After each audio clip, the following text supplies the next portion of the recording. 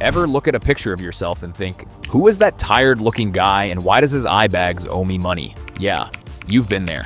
Mirror you? Cool, confident, masculine, maybe even decent looking. For a split second you think, alright, satisfying, solid. Then someone pulls out a phone. Camera you? Looks like you've been living under fluorescent lights and emotional damage. That gap messes with your confidence more than you realize, because you don't know which version to trust. The one you feel like or the one the camera shows. Here's the truth most men never hear. There is no 100% real version of your face. Mirrors distort.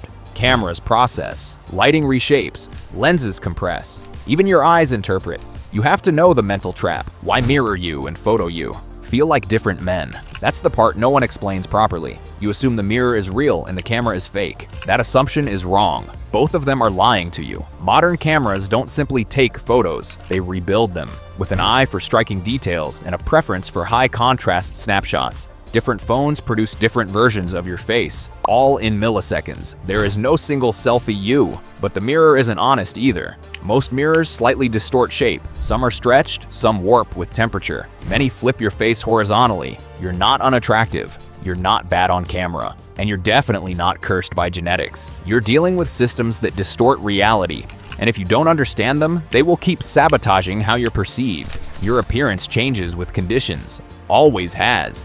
What you can do is reduce distortion and fix the things you do before the shutter clicks. By the end of this video, you'll know exactly how to show up looking like the guy you think you are when you look in the mirror, both technically and personally. Let's break it down. Point 1. Clear the canvas.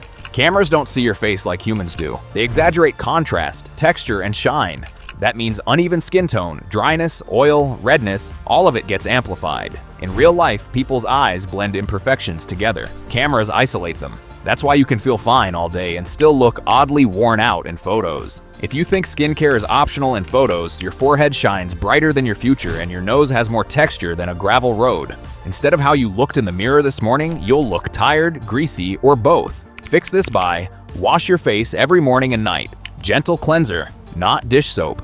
Moisturize, not optional. Skin that's hydrated reflects light evenly. You'll look cleaner and sharper. Spot treat breakouts. Salicylic acid or tea tree oil, not toothpaste. Clean skin doesn't make you prettier. It makes the camera stop punishing you. Point 2. Beard grooming. Master the facial frame. You hop in a group photo. Later you zoom in, and it's chaos. Stray hairs pointing in every direction. Patchy spots that make your beard look like a desert map. Neckline creeping halfway down your chest like it lost GPS signal. Instead of looking strong and masculine, you look like you napped in a pile of leaves. The camera's brutal with uneven growth, highlighting every stray like it's hosting a TED Talk. And the worst of all, your eyes disappear. What matters isn't beard length, it's structure. A clean neckline defines your jaw. Draw a curve from ear to Adam's apple and trim below it. A controlled cheek line keeps your eyes visible. Use beard oil. Tames frizz, adds shine, and makes you look like a man who's got his life together, or at least his chin. If your beard isn't full yet, keep it short and intentional. Cameras respect clarity, not excuses. Patchy on purpose is a bold lie, don't try it. Shape the beard, frame the man. Point 3. Hygiene and overall grooming. Cameras love contrast. Greasy hair, wrinkled clothes, shiny forehead, yellow teeth. In real life, these details blur together. In photos, they pop. Cameras amplify contrast. Light versus dark, clean versus dirty, sharp versus sloppy. That's why bad hygiene photographs louder than bad genetics. Poor hygiene doesn't just tank your confidence, it photographs loud. Cameras love contrast, and instead of laid-back cool guy, you look like someone who lost a fight with a microwave burrito. Do this.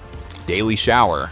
Styled hair. Even minimal effort matters. Clean clothes. Neutral scent. Bonus. Carry wet wipes or a travel comb and something to moisture your lips. Looking photo ready isn't just about vanity, it's about consistency. Fresh always beats flawless. Point 4. Posture and expression. Frame your face right. Your face doesn't exist in isolation. Your posture changes how it's perceived. Listen up and don't forget this.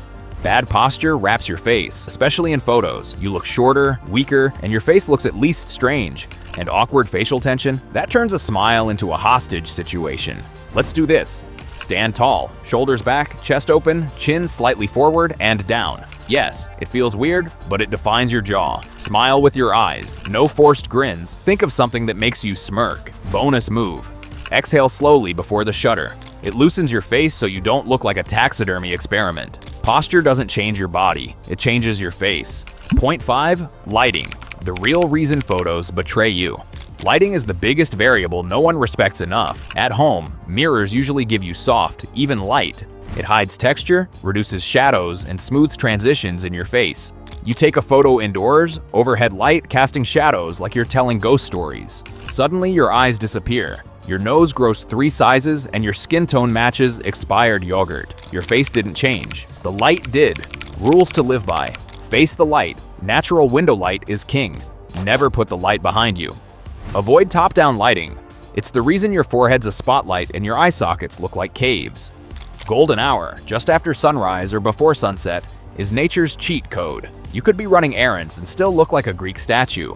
Pro tip: if you're inside, turn on a lamp in front of you, or use your phone flashlight plus tissue paper for a DIY softbox. Budget brilliance. Good lighting can make an average face look sharp. Bad lighting can ruin a model. Point 6. Camera and posing. Know the angle. Still holding your phone at chest level like you're live streaming your chin? Congratulations, you just gave yourself a free double chin. You're taking a selfie. Camera's too low, face dead on, expression blank. Now your jaw disappears, your nose looks bigger, and you've got that awkward passport photo energy. Cameras compress depth. You have to work with that. Wrong angle equals instant sabotage. Do this. Raise the camera slightly above eye level. Not sky high, just a small tilt down. Angle your head 10 to 15 degrees, never straight on. Find your strong side. Yes, that's not just a girl thing. Squinch. Slightly narrow your eyes. Not squinting. Not wide-eyed. Just this confident, I know something you don't. Look. High impact bonus. Lean slightly toward the camera. Even just a few inches adds edge and makes your face pop. Angles aren't luck. They're maths. Point 7. Confidence cues. Nonverbal power moves. You must think confidence is a feeling. Wrong. It's body language, and the camera picks up all your tells, champ. Here goes an example. You're in frame, looking clean, styled, posed, but your eyes say, please delete this immediately. Jaws slack, shoulders tight, that fake smile? Yeah, it's doing you some heavy PR damage. Uncertainty leaks through the lens like cold air through a cracked window. You could look flawless, but if your body says, I don't belong here, no one sees the sharpness, just the stiffness. Your energy shows up in pictures before your outfit does. Do this. Gentle jaw clench. Activates your face structure without looking like you're chewing on a secret. Lock your eyes on the lens, not the screen. Think, I'm the main character, this is my camera. Roll your shoulders back and let your arms rest. No crossing, no hiding. You're not cold, you're composed. Command the frame, don't just survive in it. So yes, all said and done, you're not unphotogenic. You've just been rolling into photos with no game plan, hoping for the best. And unfortunately, the camera doesn't do charity work. Once you understand what's really happening and set the most accurate setup, photos stop being a threat. They become controllable.